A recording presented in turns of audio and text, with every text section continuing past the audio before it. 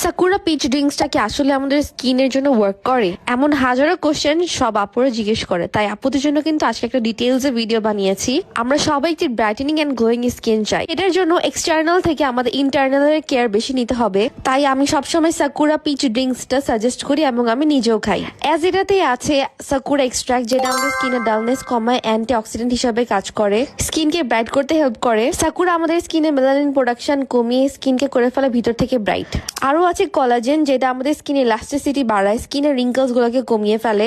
আমাদের বয়সের সাথে সাথে স্কিনে থেকে কোলাজেন প্রোডাকশনও কমে যায়, তো এই ড্রিঙ্কসটা রেগুলার খাওয়াতে কিন্তু আমাদের স্কিনে কোলাজেন প্রোডাকশনও অনেকটা বেড়ে যাবে, স্কিন সবসময় প্লাম্পি থাকবে। আরো আছে ভিটামিন সি, যেটা আমাদের স্কিন ব্রাইটেনিং বুস্টার হিসেবে কাজ করে, স্পেশালি যাদের আনইভেন স্কিন টোন আছে সেটাকে ঠিক করবে, পিগমেন্টেশন কমাবে, ডাল স্কিনটাকেও প্লাম্পি করে ফেলবে।